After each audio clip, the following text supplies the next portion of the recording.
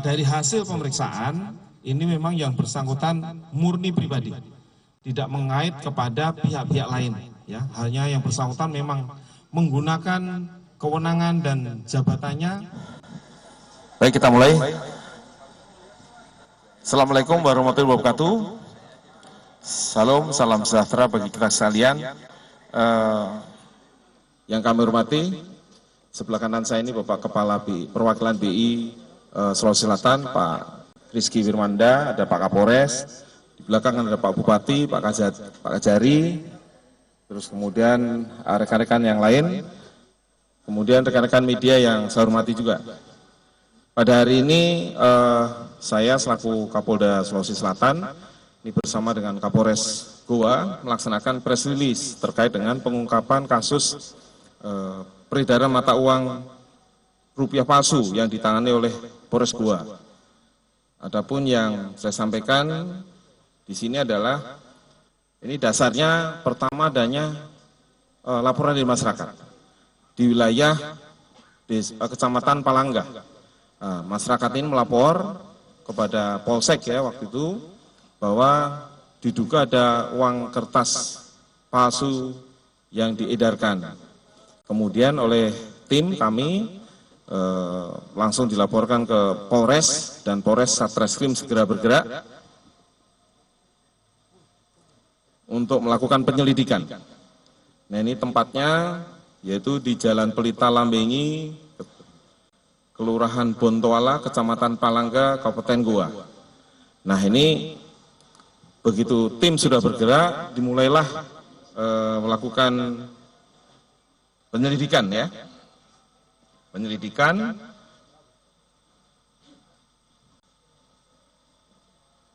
untuk mengungkap peredaran mata uang palsu tersebut. Kemudian setelah dilakukan penyelidikan, ternyata ada pertama dari saudara M yang telah melakukan transaksi, ada di belakang orangnya. Ya. Saudara M melakukan transaksi dengan saudara AI untuk melakukan jual beli uang palsu. Nah ini uang palsu ini perbandingannya 1:2. Jadi 1 asli, 2 uang palsu. Terus kemudian transaksi ini juga melalui beberapa tersangka yang lain. Jadi mereka di belakang ini 17 orang ini perannya berbeda-beda. Ya, tapi peran sentralnya ada dari saudara AI. Ya, kemudian juga saudara S. Ya, kemudian ada saudara ASS. Ya, saya sengaja tidak sebutkan karena belum memperoleh kekuatan hukum tetap, jadi harus singkatan. Tapi yang jelas tersangka sudah kita tangkap.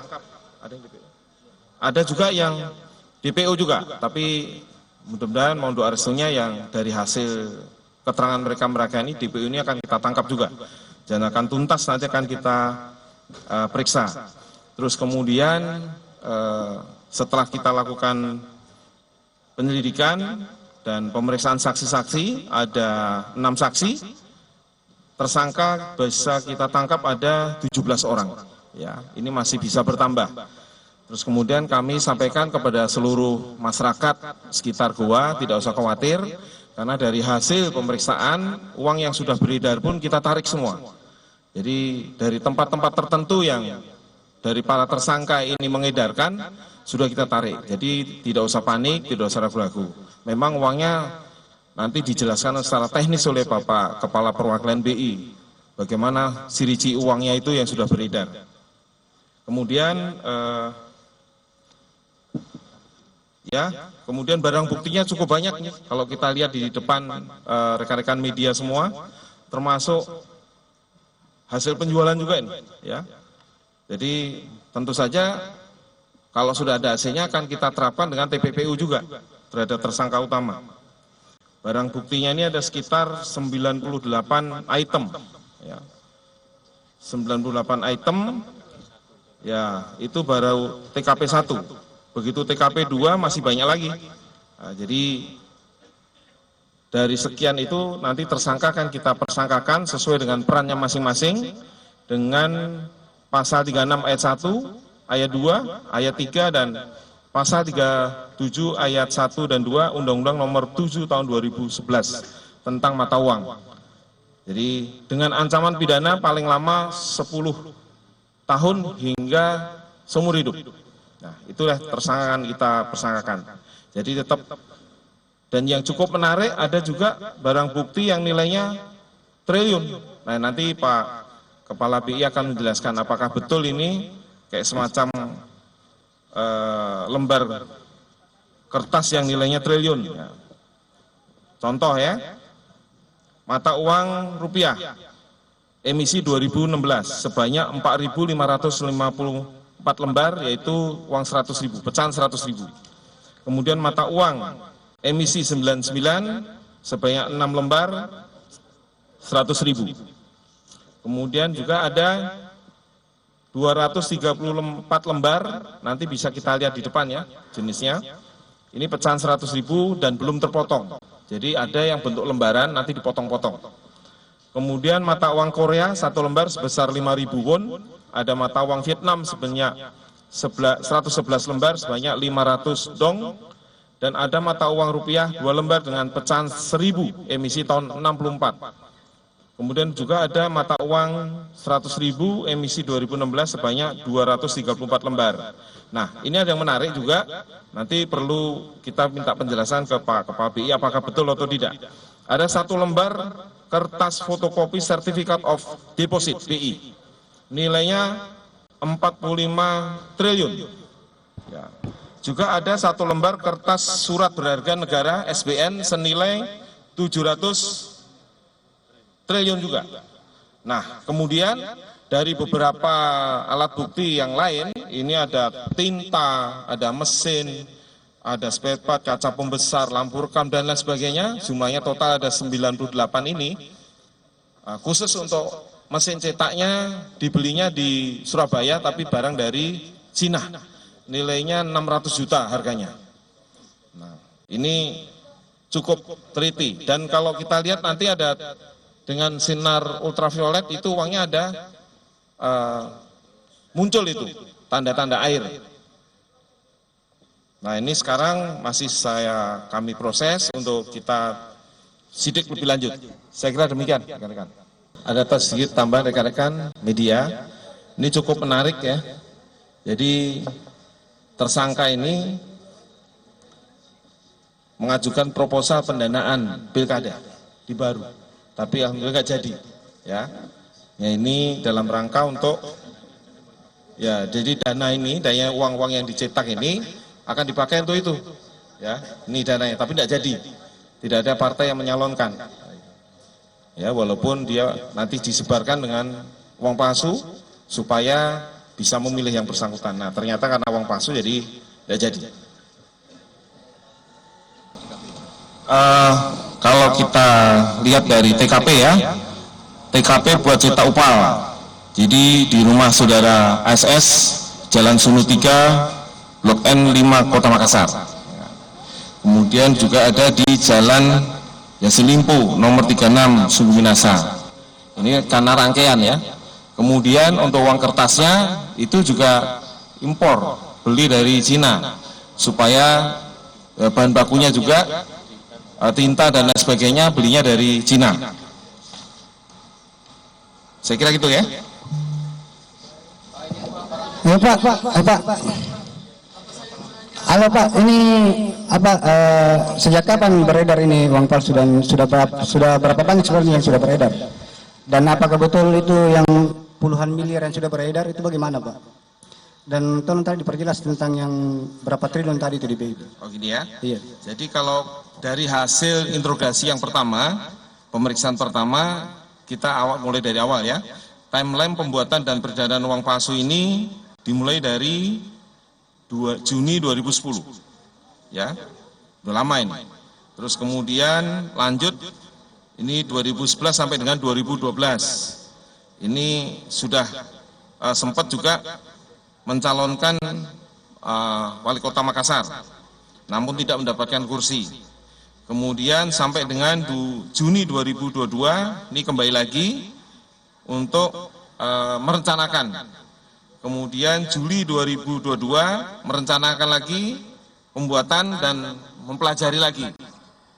Jadi kalau dilihat dari sekarang, perencanaan pembuatan ini dari 2022. Kalau 2010 ini masih taraf pengenalan.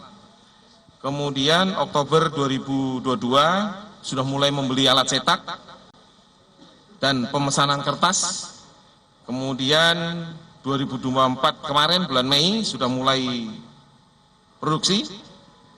Kemudian sekitar Juni ini sudah ketemu di antara mereka, ya. Kemudian juga ada saling bekerja sama di antara mereka juga untuk bagaimana nanti proses pembuatan dan diviralkan melalui grup WA juga. Jadi ditawar-tawarkan di grup. Terus kemudian sekitar bulan September 2024 ini berkomunikasi dengan AI untuk mengangkut peralatan. Kemudian untuk mulai membuat mangpasu di TKP yang berikutnya, ya TKP 2, terus juga masalah penyerahannya, ini ada juga yang sempat rusak, yaitu 40 juta ulangi 40 juta yang nilainya seolah-olah 40 juta, ini uang kertas biasa, ini dibakar semua. Terus kemudian minggu kedua November 2024, ini udah mulai penyerahan uang palsu sebanyak atau senilai 150 juta, nilai nominal di situ. Terus kemudian juga ada menyerahkan uang palsu 250 juta, dan yang terakhir sebelum ditangkap kemarin menyerahkan uang palsu 200 juta dan menghentikan aktivitas karena mereka sempat tahu kalau polisi melakukan penyelidikan.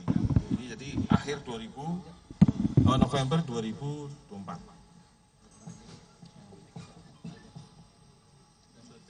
Ini ya. Ini.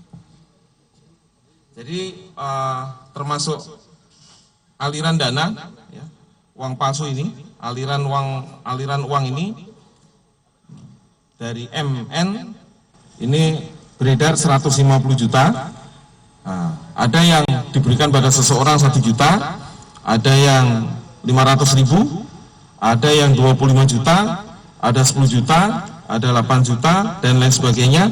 Ini sudah kita ambil, kita tangkap, karena yang bersangkutan ada yang di belakangnya, ada yang dibakar, dikembalikan untuk dibakar 17,5 juta.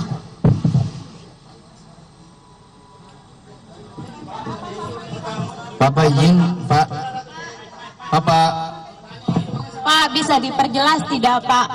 Pak, bisa diperjelas tidak soal keterlibatan kemungkinan guru besar di UIN, karena kan ramai dibicarakan bahwa ada percetakan uang yang didapatkan di perpustakaan UIN. Ya, jadi dari hasil pemeriksaan ini memang yang bersangkutan murni pribadi, tidak mengait kepada pihak-pihak lain. Ya, hanya yang bersangkutan memang menggunakan kewenangan dan jabatannya di tempat itu dan tidak kaitan dengan pihak-pihak lain. Itu aja.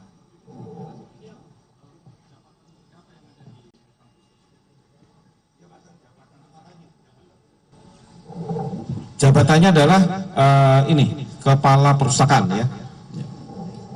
Jadi mohon izin rekan-rekan, awal pertama kan pembuatan uang palsu ini di salah satu rumah, yaitu atas nama AS, itu di Jalan Sunuk, Makassar. Karena sudah mulai membutuhkan jumlah yang lebih besar, maka mereka memesan alat yang lebih besar. Tadinya menggunakan alat yang lebih kecil, ada alat di belakang, udah kita sita. Mereka memesan alat yang lebih besar, yaitu alat cetak offset yang lebih besar, yang tadi yang disampaikan oleh Bapak Kapolda, senilai 600 juta mereka beli di Surabaya, namun alat itu dipesan dari Cina. Alat dari Cina. Nah, alat itu dimasukkan oleh salah satu tersangka, yaitu dengan inisial AI, itu ke dalam salah satu kampus di Goa, yaitu menggunakan salah satu gedung yaitu perpustakaan, tanpa sepengetahuan pihak kampus di malam hari. Dan itu coba kami rekonstruksikan kemarin, ya, coba kami rekonstruksikan dengan 25 personil Polri mengangkat alat itu tidak mampu, jadi menggunakan forklift. Alat itu masuk dalam forklift, setelah itu didorong karena ada rodanya, yang tadi rodanya 6, sekarang tinggal 4 karena saking beratnya tidak mampu menahan beban beratnya mesin tersebut. Jadi itulah ceritanya di awal bulan September. September 2024, TKP 2 mulai dilaksanakan tindak pidana tersebut. Paham ya? Tidak, ini jadi gini, murni ini ada pendananya secara pribadi. Ya, murni saya tegaskan sekali lagi, murni pendananya secara pribadi dan sedang dalam pengembangan kami, ya rekan-rekan, karena rekan-rekan selalu mendesak kami untuk buka, akhirnya kita buka daripada blunder. Ya, tapi masih ada tersangka-tersangka yang nantinya akan kita tersangkakan kalau memang alat bukti sudah cukup. Ya, karena kami tidak mau, kami juga laporkan kepada Bapak Kapolda, kami tidak mau tergesa-gesa mentersangkakan seseorang, kami juga harus mengantungi minimal 2 alat bukti dan itu harus kuat. Sehingga yang bersangkutan sudah tidak bisa mengelak lagi, ya tidak bisa lagi menghambat penyidikan, baru kami tersangkakan.